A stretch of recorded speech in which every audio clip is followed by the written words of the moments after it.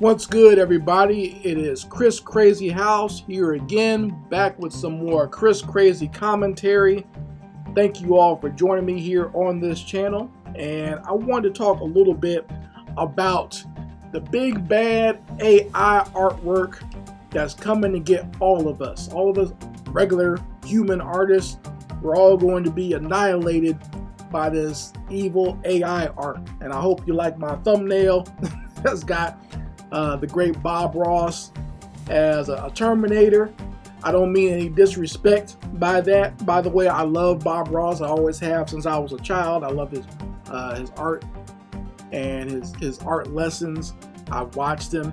I watch him more now as an adult, and I understand them more. But I've been watching him since I was like since I was like 9 or 10. So I just put that up there as kind of a funny way to showcase the AI art artist that is coming for all of us. You know, that AI Terminator that's going to burn down all our happy little trees. So let's talk a little bit about the AI artwork, because I do see some artists out there fretting over this.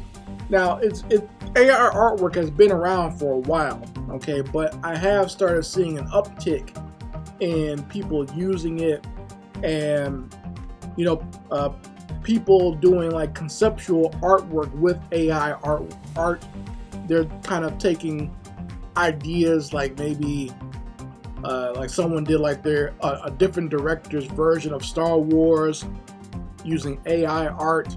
Someone did a live action version of Akira, like some concept work with AI artwork. Some people have done showcases of what Harlem would look like, or black people in space and sci-fi with AI artwork, and all that's good. I think a lot of that stuff looks very well done. There are some flaws that helps you pick out that is AI artwork. The fact that I don't know what it is with certain AI programs, like they don't do hands well. Like if you look at the person's hands, they got like 6 or 7 fingers, or multiple fingers, or multiple hands, like 2 hands sticking out of each other. I don't know what that's about, but that's the weird part of it. Or like even with the faces, I notice it takes like the same face over and over again, and they'll be like the same face on 2 different characters in the little conceptual, and that kind of looks weird. But I mean, for the most part, it's okay. If that's the way you want to go with it, because I've seen some actual artists using it, and I don't think that's a bad thing. I think that's probably the best way for it to go, is where actual artists get a hold of these new tools and can use them to our advantage. So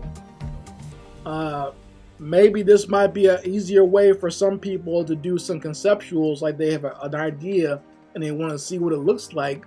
Maybe they can just go through the AI and kind of see how it works out that way, right? Or they're trying to make a quick concept or some storyboards or something for a movie, or maybe an independent film they're working on, or animated series. They could do some quick concepts with the AI and kind of see if this is something that's going to work. So maybe that it might cut down on some work with the concept work, right? So for that, I can see it not being such a bad thing. But I know a lot of artists are afraid, basically, that they're going to be out of a job, right? They're going to think that anybody who is going to contract them is just going to go ahead and get one of these AI programs and do their own work with that. And that's possible. That's possible. It's very possible. For me, it doesn't bother me, maybe because I feel that if these people can do their own work through the AI, I'd rather them do that than hire me, rather than stress me out with a lot of their nonsense. You see what I'm saying? Like, I'd rather them go ahead and download the AI and do it that way, and then they can see how stressful it is when they keep making changes to something. You know what I'm saying? Like their project will probably never get done because they'll constantly make more changes because they don't have to pay for it now. You see what I'm saying? An artist like me is going to charge you for keeping me making changes to stuff. But now with the AI, as long as you're paying a subscription to the program or whatever, you can just keep on making as many changes as you want. And a lot of people are just, their concept might never get off the ground, or with some of the people I work for, maybe they'll finally see that their concept was not as good as they thought it was. They'll see it's actually kind of crappy. I'm talking about some of my early days. I worked on some very crappy concepts that maybe these people, they've done it themselves. They can see how it's trash. You know, you don't have me as an artist there to make it look more interesting. You see what I'm saying? So they can just do it themselves and maybe see something that they realize, okay, maybe this wasn't a good idea. But who knows? My philosophy as far as dealing with new trends is, you know, that's just what it's going to be. That's how the world works. Technology is always going to change, and we can either go with it or make things easier for ourselves, or we could try to fight back against it, or I guess we could sit back and whine about it. I don't think this is a situation where we need to be too fearful, okay? Because I remember when 3D animation was supposed to put an end to 2D animation, and there was going to be no more 2D animation. You see what I'm saying? Now, is 2D as popular now? Probably not, but there's still a market for it. You see what I'm saying? And in my opinion, 3D animation has created more of a appreciation for 2D animation. You see what I'm saying? Like I've gone to these film festivals where we showcase our animation, and people show a little bit more love and respect and honor the craft because they know we did it with 2D and we, you know, used our hands. And even now with 2D animation, where the people are adding 3D elements or using the computer more for, like, you know, just the coloring or shading or what have you, like that movie Klaus that's on Netflix. Very great movie, by the way, animated film. But, you know, even with that, people still appreciate the craft that went into that. There's someone that still had to get in there and draw that, whether they drew it on the computer or drew it by hand with some, you know, flipping pages or what have you. So there's really nothing to be sad about. I think when we add new technology, it's almost kind of a way, it's like a way to celebrate. You know, when I started doing Flash animation, there are some hardcore 2D animators that didn't like that. But I tried to explain to them, I was like, you have an understanding of traditional animation. You can bring that and still bring that into Flash and do it that way. And Flash will make it easy to put it together. Like I showed them, I'm talking about back in 1999 when I worked on my first animated film for a 2D animation intro class, that I was able to take basic images that I drew and bring them into Flash, and I was able to, you know, manipulate those frames a lot better. In fact, I enjoy doing it that way because now, without having to worry about, you know, pushing a film strip forward or backward or trying to slow something down, I can just go into Flash and manipulate the frames that way, and that makes my life a lot easier when doing certain types of animation. Okay, so I can always get the timing right a lot better.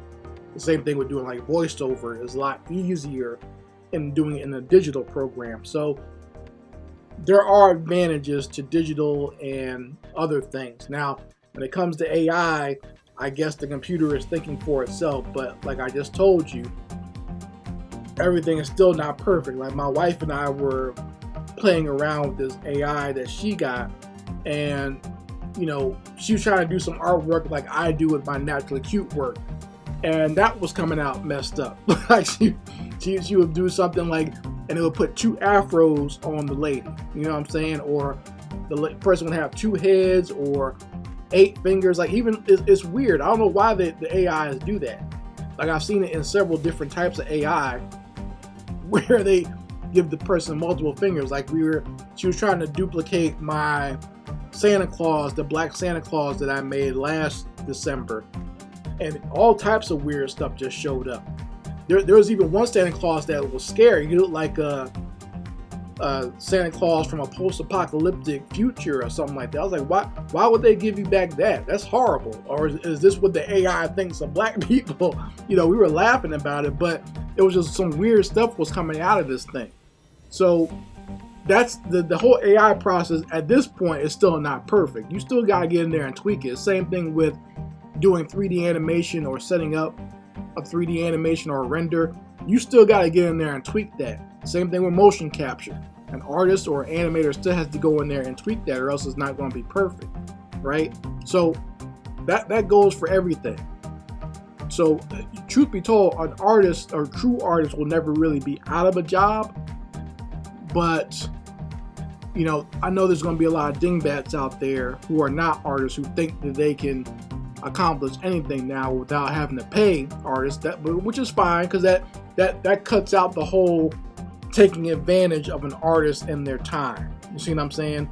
No, if you got the AI now, I'd rather you go take that than waste my time with your nonsense and trying to not pay me and whatnot. Go ahead and you do it yourself. I'd rather them do that. So that might cut out a lot of the knuckleheads out there who don't know how to treat an artist when it comes to paying them properly for their time and their skill. Okay? So, and maybe in that regard, AI is going to be a good thing. Now, here's the funny thing. I made a joke about this on my Facebook. I don't know if people got the joke. Some people got serious and were offended by it. But what I said was, for all these people who are always telling artists that they need to go ahead and make NFTs to make money, well, now AI art exists. Why don't you guys get an AI program and you can make all the NFTs you want and be the big millionaires that you claim that we would be if we just made the NFTs for you or whatever. You see what I'm saying? I don't know why that hasn't happened yet, why there isn't a flood of people buying these AI programs and making NFTs and becoming they should be billionaires by now. It shouldn't even be billion and trillionaires based on what they told me about making NFTs. But obviously it's not as easy, nor is, NFTs are not really even about the artwork if you actually know what you're talking about. But that's a whole nother thing. I might do a whole nother video on that, because I've actually been doing more research over the last 6 months or so on NFTs and cryptocurrency. And art really has nothing to do with it. I just say that. It's become like fine art in that regard. But you guys can let me know what you think of AI artwork and where you think things are going. I very much like to hear your opinions, and I'm looking forward to seeing the next stage of it and see where it goes. The scary part of it is when it comes to artificial intelligence, as far as like video or replicating someone, like if they took my voice and my face or whatever, and that's really where the technology is going, where they're going to be able to take you as your face and your voice and then replicate you on some sort of computer somewhere. You gotta be careful of that, and we have to be aware of these things so that we can still own our own likeness and own our own selves as intellectual property. Like we are now digital intellectual property just by us being here on social media. They can take a whole personality profile of us from our social media and our YouTube videos, and they can make digital copies of us, basically. So if you don't want to wind up being an avatar or your digital self from the Matrix or whatever, make sure you take ownership of that. Take ownership of yourself. Anyway, this is Chris Crazy House signing out. Peace.